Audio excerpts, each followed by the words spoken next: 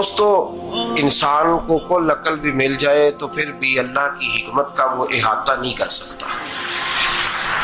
رب کریم کو زیادہ پتہ ہے کہ ہمارے لیے کون سی چیز بہتر ہے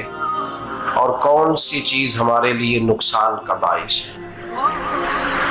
اللہ تبارک و تعالی کی حکمت یہ چاہتی ہے کہ میرے بندے پریشان نہ ہوں۔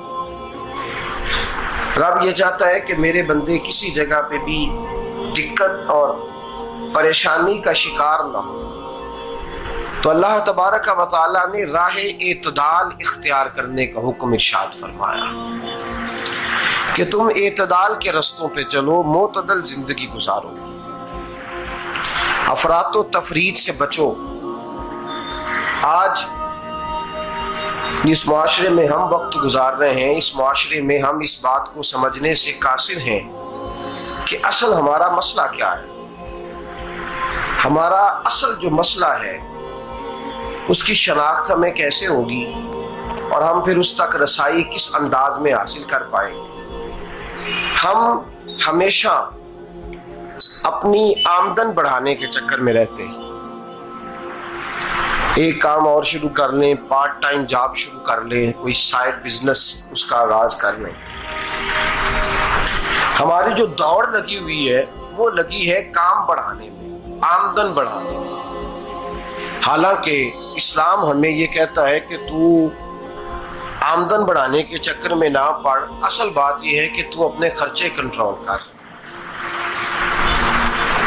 تنگ انسان وہ نہیں ہوتا جس کی آمدن تھوڑی ہوتی ہے، یہ توجہ کیجیے گا میری بات، یہ قیمتی بات ہے اور گفتگو ساری کا لب لباب ہے۔ تنگ بندہ وہ نہیں ہوتا جس کی آمدن تھوڑی ہوتی ہے، اصل پریشان وہ ہوتا ہے جس کے خرچے زیادہ ہوتے ہیں۔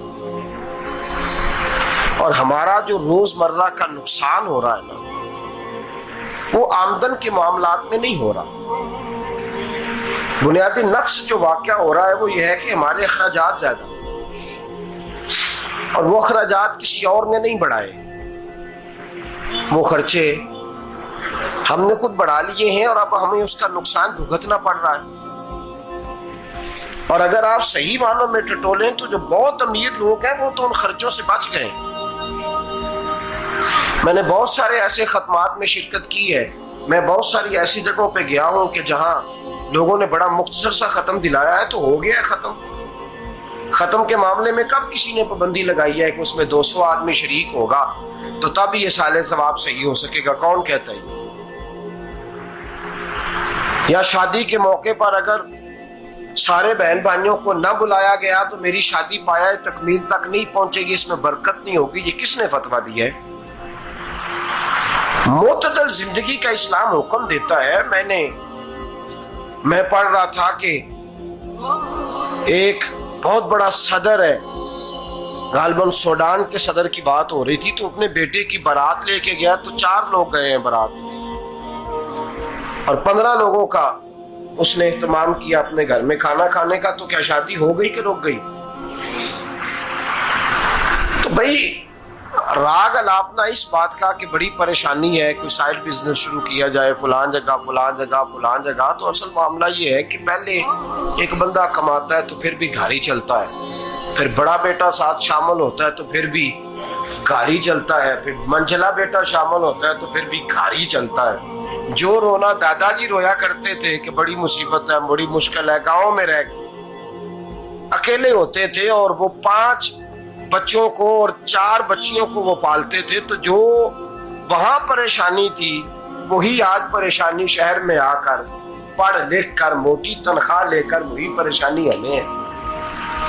تو میں جس نتیجے پہ پہنچا ہوں اس کو پڑھ کے، قرآن مجید کی چند آیات کو دیکھ کر اور اس مفہوم کی جو حدیثیں کتب احادیث میں پائی جاتی ہیں اور ہمارے بزرگوں نے ہمیں جو مزاج اس حوالے سے دیا ہے، میں اس نتیجے پہ پہنچا ہوں کہ مسئلہ آمدن کا نہیں، مسئلہ خرچے کا ہے۔ ہمارے خرچے بنیادی طور پر زیادہ، اور اگر پھر ہم زیادہ بوجھ خواتین پہ ڈالتے ہیں کہ وہ مطالبے زیادہ کرتی ہیں، اور اگر آپ مجھ سے پوچھیں تو خواتین کی بھی اگر کسی جگہ کوئی عادت خراب ہوتی ہے تو اس میں اصل کردار اس کا ہوتا ہے جو وہ عادت خراب، تو کیوں اپنے گلے سے اتار کے آپ کسی